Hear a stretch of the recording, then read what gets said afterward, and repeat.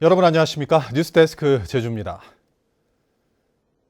제주도의 조직폭력배들이 경쟁관계에 있는 조직폭력배들을 불러내 집단 폭행한 뒤 납치하고 납치된 피해자들을 공동묘지에서 다시 집단 폭행하는 사건이 발생했습니다. 야구방망이로 무차별 폭행에 중상을 입힌 조직원 3명이 구속됐습니다. 김찬현 기자입니다. 길을 걷는 남성 앞으로 검은색 차량 한 대가 다가옵니다. 차량이 서자마자 남성 3명이 뛰어나와 한 명을 마구 폭행합니다. 잠시 뒤 피해자를 끌고 가 차에 태운 뒤 사라집니다. 지난 17일 새벽 3시쯤 제주의 조직폭력배인 유탁파 3명이 경쟁 조직인 산지파 2명을 차례로 불러내 집단 폭행한 뒤 납치한 겁니다. 여기는 시하고 달라가지고 그리고 여기는 5시 되면 닫아요. 밖에서 무슨 일이 일어나는지는 전혀 모르는 그런 상태에 피해자들이 납치된 곳은 제주도의 한 공동묘지. 이곳에서도 야구방망이로 무차별 폭행해 피해자들은 팔과 얼굴의 뼈가 부러지는 등 심한 부상을 입었습니다. 가해자들은 피해자들을 집단 폭행한 뒤 선배 조직원 6명을 이곳으로 불러 보복을 막기 위해 겁까지 줬습니다. 경찰은 폭행에 직접 가담한 유탁파 조직원 3명을 특수상해 등의 혐의로 구속하고 선배 조직원 6명을 특수감금 혐의로 입건했습니다. 가해자들은 산지파 조직원들이 자신들과 싸우면 이길 수 있다며 무시하는 발언을 해 폭행했다고 진술한 것으로 알려졌습니다. 제주의 양대 폭력 조직인 유탁파와 산지파는 2005년에도 유흥업소 관할권을 놓고 폭력 사태를 빚었다 30여 명이 경찰에 검거됐습니다. 경찰은 보복 폭력 사태가 생기지 않도록 감시를 강화하겠다고 밝혔습니다. MBC 뉴스 김찬현입니다. 제주시 건입동 일대 주민들이 누렇고 탁한 수돗물에 깜짝 놀라는 일이 벌어졌습니다. 일부 상수도관 속에 침전물이 유입되는 사고가 벌어진 것인데요. 30도를 웃도는 폭염 속에 주민들은 제대로 씻거나 마실 물을 구하지 못해 애를 먹었습니다. 이따금 기자가 취재했습니다. 제주시 건입동의 한 아파트에 사는 김모 씨는 어제 아침 샤워를 하다 깜짝 놀랐습니다. 샤워기에서 누런색의 탁한 물이 나오고 있었기 때문입니다. 임신한 저 전부 다 이걸로 샤워하고 아기 같은 경우는 물 받을 때 그냥 이물로 한단 말이에요. 그리고 이 탕물이 그러니까 막 이물이 그냥 여기에다가 이렇게 있는 거예요. 일대에서 누렇고 탁한 수돗물이 나온다는 신고가 처음 접수된 것은 그젯밤 10시쯤. 침전물이 나온 수도관이 연결된 지역은 제주시 건입동 일대 3만 3천여 제곱미터로 피해를 호소한 세대만 아파트 2곳과 주택 4곳 등 100세대가 넘습니다. 원인은 상수관 속의 침전물이었습니다. 상수관 누수 실태를 조사하기 위해 밸브를 여닫으며 확인하는 과정에서 관 속의 침전물이 수돗물에 섞여 가정에 공급된 겁니다. 상수도 누수 저감 사업 현장 조사 중 관내 침전물이 유입되어 탁수가 발생한 것으로 확인되었습니다. 현재 병물 공급, 지하 조수도 청소 등을 통해서 주민 불편 사항을 해소를 완료를 하였으며 한국수자원공사는 피해 세대의 수돗물 사용을 자제하도록 하고 삼다수를 임시로 나눠준 뒤 물탱크 청소 작업 등을 지원했습니다. 하지만 일부 세대는 청소가 마무리된 이후에도 6시간 가까이 누런 수돗물이 나와 불편을 겪었습니다.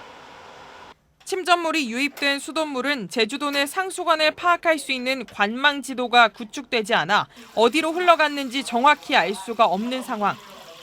또 앞으로 비슷한 사고가 발생할 가능성도 적지 않아 관계기관의 대비가 필요하다는 지적이 나오고 있습니다.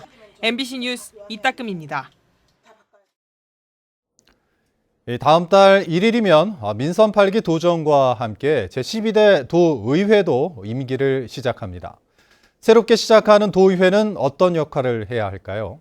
이 도정에 대한 견제와 감시라는 본연의 역할은 물론 정책과 대안을 제시하는 능력도 더 높여야 하는 과제가 기다리고 있습니다. 권혁태 기자가 보도합니다. 각종 특혜 의혹 논란이 불거진 제주시 오등봉공원 민간 특례 사업. 도의회는 환경영향평가 동의안을 놓고 한 차례 심사를 보류하기도 했지만 결국 본회의에서 찬성 31명, 반대 9명으로 통과시켰습니다. 각종 개발 사업 논란에서 되풀이돼 온 악습이란 비판과 함께 사회 갈등은 더 깊어지고 법정 공방으로 번졌습니다. 도정의 거수기 역할을 했다. 이런 비판을 면키 어려울 것 같고요.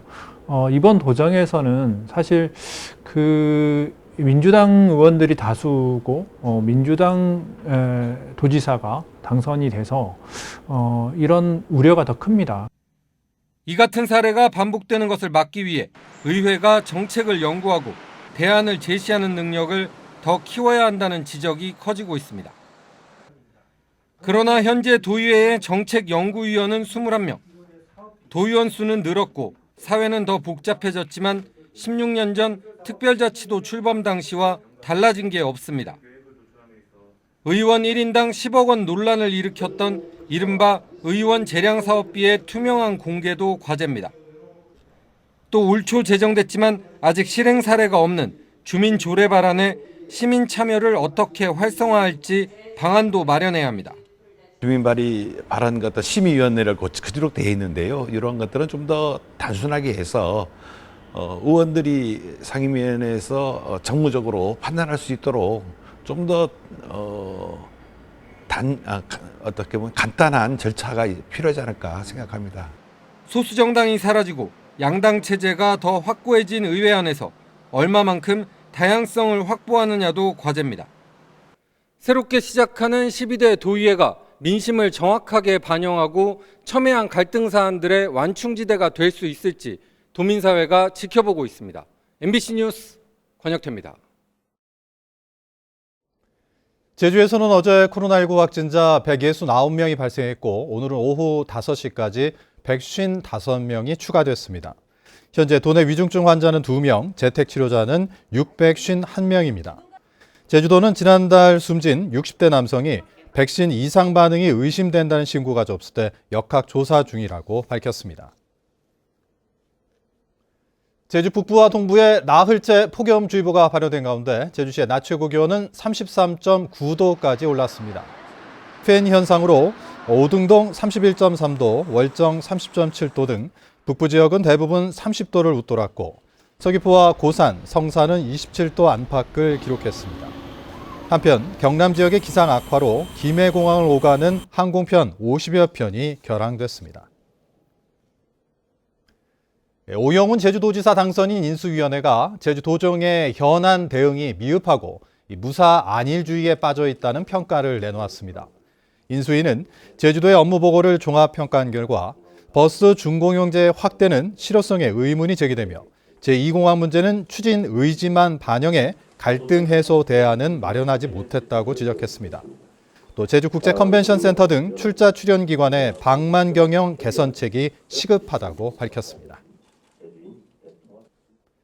김광수 제주도 교육감 당선인은 제주도의회에서 기자회견을 열고 코로나19로 인한 학력 격차 해소 등을 위해 역대 최대 규모인 2,845억 원 규모의 추경 예산안을 편성하겠다고 밝혔습니다.